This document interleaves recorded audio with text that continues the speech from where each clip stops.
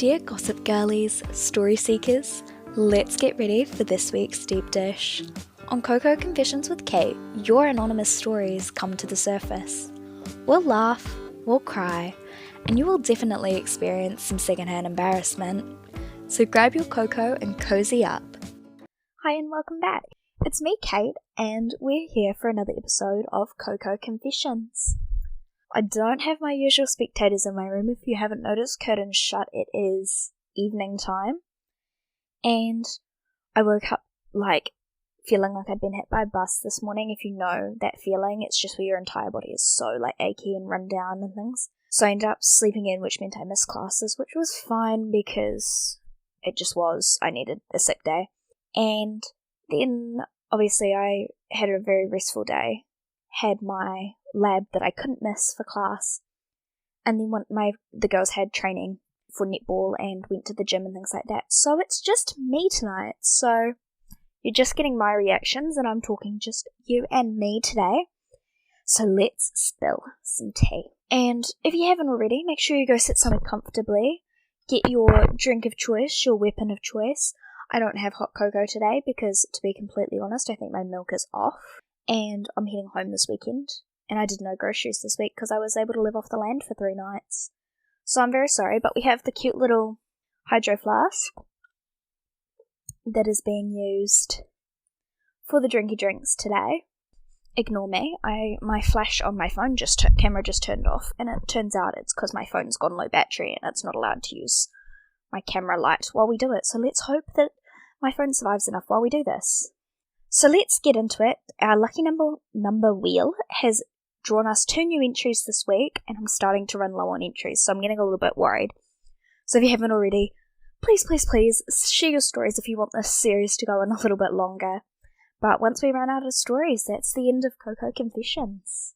So I might start it up again next winter, but at this stage, once we run out of entries, that's the end of this for the year. So let's get into entry 6. So I met this guy at a holiday program thing when I was 13. Your typical, I guess, learning holiday romance young maybe. And we got along really well. He was a couple of years older than me, and we became friends.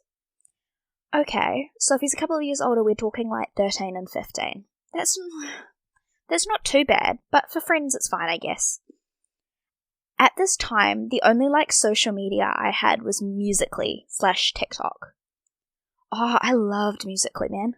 I spent hours and hours and hours trying to learn the transitions to all the cool songs. And then when I finally did, I thought I was the coolest thing to exist. And so at the time, we exchanged our TikTok/Musical.ly accounts so we could DM. He and I kept talking, and eventually I got Snapchat, so it switched to there. Wait, so if you're 13, you're about year 9 in New Zealand high school? Interesting. Okay. That'll make him year 11. You see, that's where it starts to seem icky. I'm hoping this is just a friendship. But it says kept talking, so he and I kept talking and went to switch there. He and I both kind of had feelings for each other. Yuck. I wanted to hang out at some point, but I was concerned about the age difference, and he wasn't. I can't tell whether that seems predatory or not, because it's only 2 years. Only about 2 years. But I guess, because of the age they are, that's my problem. Because 13 and 15 is a little bit questionable. Oh, here we go, we've got a little bit more context. For context, the age difference was about 1.5 years, almost 2 years. So, still borderline, still a bit questionable, but questionable I feel at age 13. Because at age 13, you're just coming into high school, you're just becoming a bit more grown up.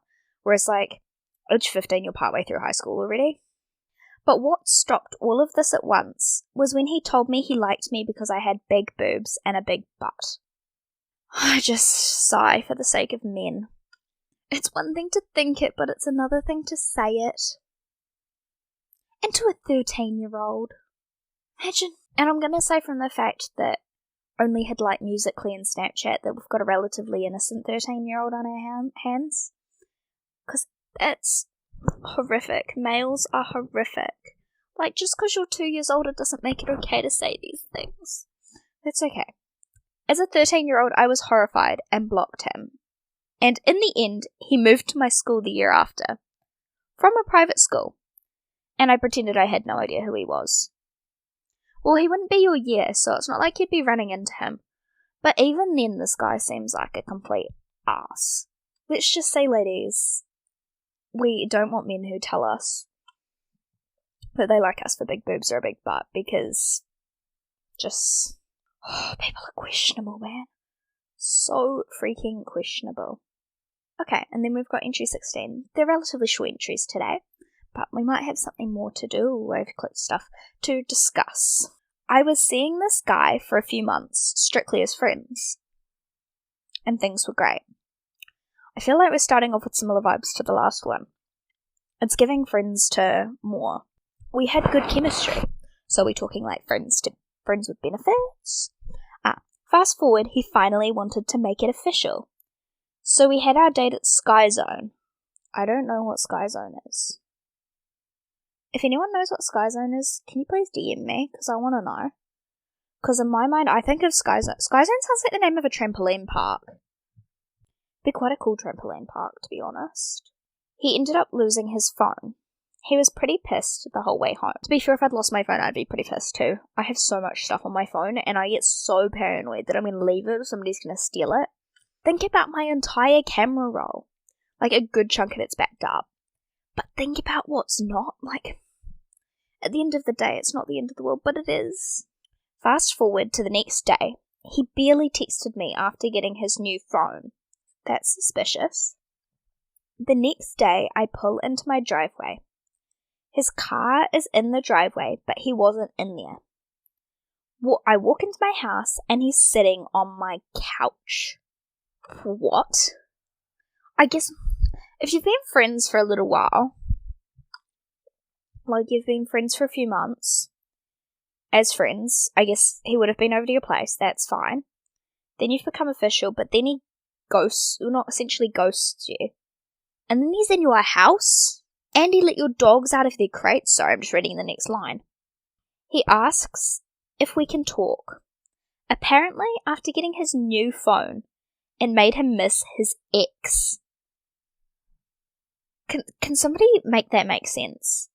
Getting a new phone, missing my ex. Ah, yes. Automatic connection.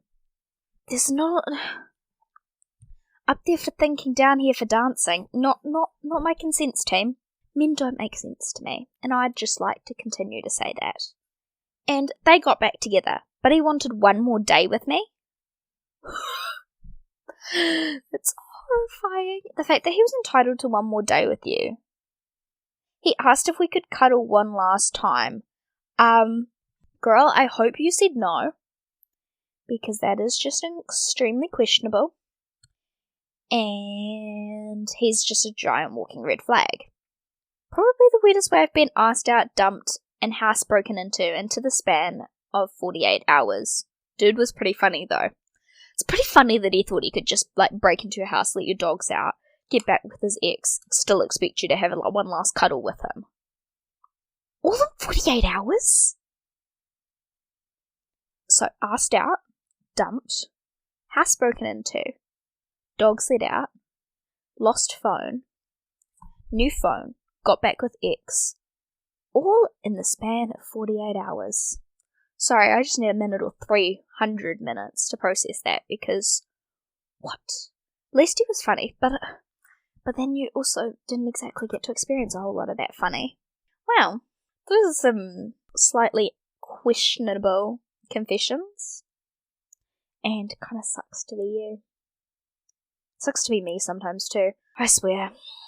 I don't have enough experience with guys to have some of these stories, but that's okay. Well, thanks for joining us on another episode of Coco Confessions. As I said, I'm running out of confessions to share. I think I've only got about 9, maybe 10 max, so that's another 4 or 5 episodes because I haven't actually vetted any of them yet. So that's really not a whole lot left, and I love doing this for you guys, and my friends love sitting in and doing it with me. So please, if you haven't shared a story already, make sure you head to the link in the show notes, fill out the form, send me a DM with your confession. It'll all go in anonymously. Yeah, or just find the link linked in any of my link trees on any of my social media platforms and just fill it out. So don't forget, if you love this show, tell a friend, leave a rating, a review, or even if you want to, just send a message to me and tell me you love it, because that truly makes my day. Thanks for being here, and I hope to see you on Sunday, or come back next week for another episode of Coco Confessions. I hope you enjoyed your weekly dose of Coco and Confessions. If you enjoyed today's stories, make sure to tune in, same time, same place, same Coco next week. And if you have a story of your own to share, make sure you head on over to the submission form, fill that out, and I hope to feature you soon. Toodles!